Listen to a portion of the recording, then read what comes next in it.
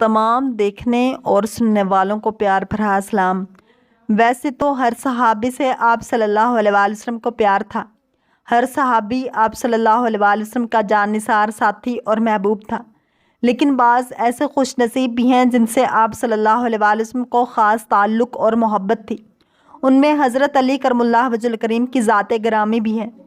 حضرت علی کرم اللہ وجہ الکریم سے آپ صلی اللہ علیہ وآلہ وسلم کو جو تعلق خاطر تھا وہ بہت زیادہ تھا۔ آپ داماد رسول صلی اللہ علیہ وآلہ وسلم تھے اور بے شمار مواقع پر رسول کریم صلی اللہ علیہ وآلہ وسلم کی ذات گرامی سے منسوب ایسے کئی فرمودات روایت کیے گئے ہیں جن سے حضرت علی کرم اللہ وجہ الکریم کی فضیلت معلوم ہوتی ہے۔ آپ صلی اللہ علیہ وآلہ وسلم کی ایک مشہور حدیث میں ہے کہ میں علم کا شہر ہوں اور علی اس کا دروازہ ہے۔ گویا قیامت تک اور زمانوں تک یہ اصول وضع کر دیا گیا کہ جس کو خیرات علم درکار ہوگی اسے اس دروازے پر آنا ہوگا۔ جس شخصیت کو رسول اللہ صلی اللہ علیہ وآلہ وسلم نے علم کا دروازہ قرار دے دیا تو پھر اس کی ذہانت کا تو یہ عالم ہونا تھا کہ اس نے منبر خطابت پر بیٹھ کر سلونی کی صدائیں بلند کرنی تھیں، یعنی پوچھ لو مجھ سے جو پوچھنا چاہتے ہو اور میں اس کا تشفی جواب تمہیں عطا کروں۔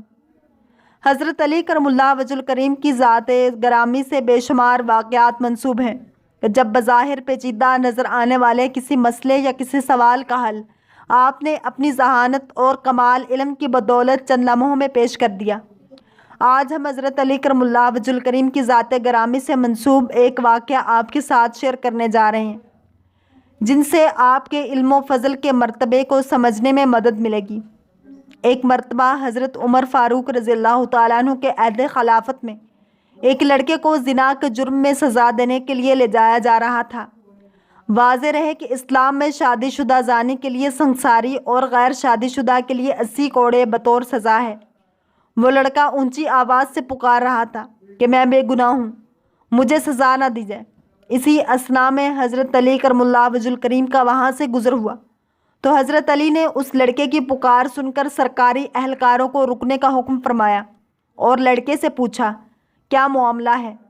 لڑکے نے حضرت علی کرم اللہ وجہ الکریم سے عرض کی کہ جناب، جس جرم کا الزام مجھ پر لگایا جا رہا ہے میں نے وہ جرم نہیں کیا اور اس جرم کا مجھ پر الزام لگانے والی میری ماں ہے۔ حضرت علی کرم اللہ وجہ الکریم نے یہ سن کر سرکاری اہلکاروں کو وہیں روک دیا اور کہا کہ اس لڑکے کی سزا فی الحال روک دی جائے، میں اس کیس کو دوبارہ سنوں گا، اگر یہ لڑکا گناہ گار ہوا تو تب سزا دینا۔ دوسرے دن حضرت علی کرم اللہ وجہ الکریم نے عورت اور لڑکے کو عدالت میں طلب فرما دیا۔ حضرت علی کرم اللہ وجہ الکریم نے الزام لگانے والی عورت سے دریافت کیا کہ اس لڑکے نے تیرے ساتھ دست درازی کی ہے اور وہ جرم کیا ہے جس پر تو نے اسے سزا کے لیے پیش کیا تھا۔ اس عورت نے اثبات میں سر ہلا دیا اور کہا کہ ہاں۔ اس پر حضرت علی کرم اللہ وجہ الکریم نے اپنا رخ لڑکے کی جانب موڑا اور اس سے پوچھا کہ یہ عورت تیری کیا لگتی ہے؟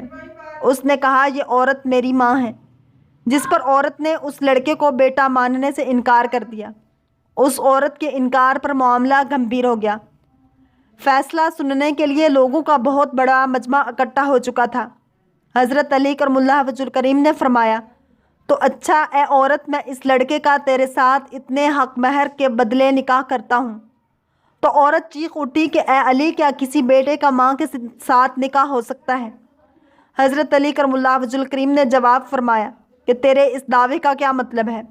اس عورت نے جواب دیا کہ اے علی، یہ لڑکا تو واقع میں میرا بیٹا ہے۔ اس پر سیدنا علی کرم اللہ وجہ الکریم نے فرمایا کہ کیا کوئی بیٹا اپنی ماں کے ساتھ دست درازی کر سکتا ہے؟ عورت نے کہا کہ ہرگز نہیں۔ تو حضرت علی کرم اللہ وجہ الکریم نے پوچھا کہ تو نے اپنے بیٹے کے اوپر ایسا گھٹیا الزام کیوں لگایا؟ عورت نے جواب دیا میری شادی ایک چھوٹی عمر میں امیر کبیر شخص سے ہوئی تھی، اس کی بہت زیادہ جائیداد تھی، یہ بچہ ابھی کم سن دودھ پیتا ہی تھا کہ میرا خاوند مر گیا، تو میرے بھائیوں نے مجھے کہا کہ یہ لڑکا تو اپنی باپ کی جائیداد کا وارث ہے، اس کو کہیں چھوڑ آؤ۔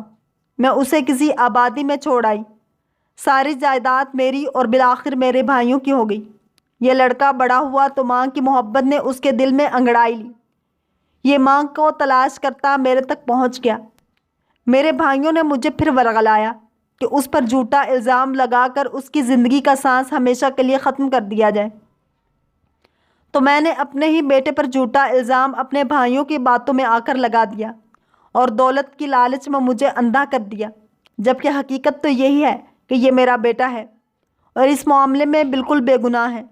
جب اس واقعے کا علم امیر المومنین سیدنا عمر بن خطاب رضی اللہ تعالیٰ عنہ کو ہوا تو آپ رضی اللہ تعالیٰ عنہ نے فرمایا کہ اگر آج علی نہ ہوتے تو عمر ہلاک ہو جاتا۔